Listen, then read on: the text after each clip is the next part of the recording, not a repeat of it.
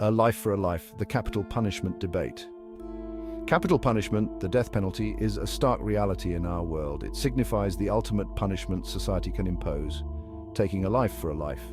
This practice, steeped in history, ignites fiery debates about morality, justice, and the very essence of humanity. Today, countries across the globe grapple with the complex issue of capital punishment. Some nations, including the United States, uphold it as a necessary tool for justice. Others have abolished it entirely, deeming it a violation of fundamental human rights.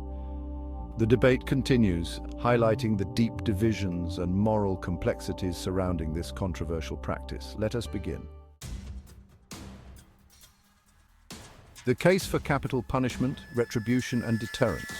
Proponents of capital punishment often cite two primary justifications: retribution and deterrence. Retribution, rooted in the ancient concept of an eye for an eye, argues that the punishment should fit the crime. For heinous acts like murder, some believe only the death penalty provides true justice, balancing the scales and offering closure to victims' families. Deterrence focuses on preventing future crimes. Advocates argue that the threat of execution serves as a powerful deterrent, discouraging potential criminals from committing capital offenses. However, the effectiveness of deterrence remains a subject of intense debate. Critics argue that there is no conclusive evidence to prove that capital punishment deters crime more effectively than other forms of punishment. Seeds of doubt, moral quandaries, and the question of innocence. Opposition to capital punishment stems from profound moral, ethical, and practical concerns. At its core lies the fundamental belief that taking a life, regardless of the circumstances, is inherently wrong. This perspective views the death penalty as a form of state-sanctioned murder, a violation of the right to life. The possibility of wrongful execution stands as a haunting spectre in the debate. The justice system, though imperfect, strives for fairness and accuracy. However, the irreversible nature of capital punishment magnifies the consequences of any error. Executing an innocent person constitutes an unimaginable miscarriage of justice. Critics argue that capital punishment disproportionately affects marginalized communities. A global tapestry: capital punishment around the world. The global landscape of capital punishment reveals a complex and evolving picture. While some nations cling to the death penalty, others have abandoned it, deeming it a relic of a crueler era. China, with its shroud of secrecy, is believed to carry out the highest number of executions annually. The United States has seen a decline in capital punishment in recent years, with several states abolishing the practice. In contrast, countries like Canada and most European nations have abolished the death penalty, citing human rights concerns. The global tapestry of capital punishment underscores the lack of consensus on its effectiveness and morality. The elusive link: does capital punishment impact crime rates?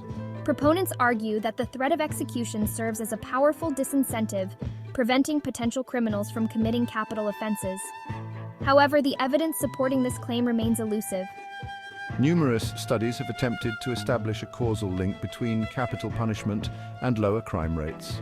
However, findings have been inconclusive, with some studies suggesting a deterrent effect, while others find no significant correlation. Critics of capital punishment point to countries that have abolished the death penalty without experiencing an increase in capital crimes. The debate over the deterrent effect of capital punishment highlights the difficulty of quantifying the impact of such a profound and irreversible punishment. The weight of evidence. Examining the data's verdict. The quest to determine the effectiveness of capital punishment often leads us to the realm of data and statistics. Proponents point to studies suggesting a correlation between capital punishment and lower homicide rates. However, these correlations do not necessarily prove causation. Opponents counter with studies showing that states without the death penalty often have lower homicide rates. They argue that numerous other factors such as poverty, inequality, and access to education play a more significant role in shaping crime rates. Critics highlight the flawed nature of some studies supporting capital punishment. They point to methodological weaknesses, cherry-picked data, and a lack of control for confounding variables. the weight of evidence regarding the effectiveness of capital punishment remains inconclusive. Beyond numbers the human cost of capital punishment. Beyond the statistics and legal arguments, the debate over capital punishment ultimately hinges on its human cost. For families of murder victims, capital punishment can feel like the only just retribution for the unimaginable loss they have suffered. It can provide a sense of closure, a way to honor their loved one's memory, and a powerful message that society will not tolerate such heinous acts. Moreover, the execution itself, regardless of the method used, is a violent act that inevitably raises questions about our own humanity. However, for those on death row and their families, capital punishment represents a terrifying and dehumanizing experience. The years, sometimes decades, spent awaiting execution can take a devastating toll on their mental and emotional well-being. The human cost of capital punishment extends far beyond those directly involved. It forces us to grapple with fundamental questions about justice, mercy, and the very meaning of human dignity. Seeking justice, ensuring fairness, a delicate balancing act. The quest for justice is a fundamental human pursuit, a yearning for fairness, accountability, and a sense that wrongdoings will be righted. In the context of capital punishment, the pursuit of justice demands an unwavering commitment to fairness, accuracy, and a recognition of the fallibility of human judgment. This commitment to fairness requires a robust criminal justice system, one that provides adequate legal representation to all defendants. It necessitates rigorous investigations, impartial juries, and a system of appeals that allows for the possibility of overturning wrongful convictions. Furthermore, the pursuit of justice must extend beyond punishment alone. It requires addressing the root causes of crime, such as poverty, inequality, and lack of opportunity. A personal reflection, navigating the complexities of capital punishment.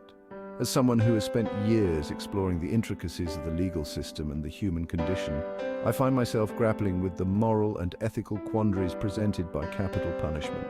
While I understand the visceral desire for retribution, I cannot escape the nagging doubts that cloud the issue. The possibility of wrongful conviction, the fallibility of human judgment, and the inherent cruelty of taking a life weigh heavily on my conscience. Moreover, I question the effectiveness of capital punishment as a deterrent. Ultimately, I believe that life imprisonment without the possibility of parole offers a more just and humane alternative to capital punishment.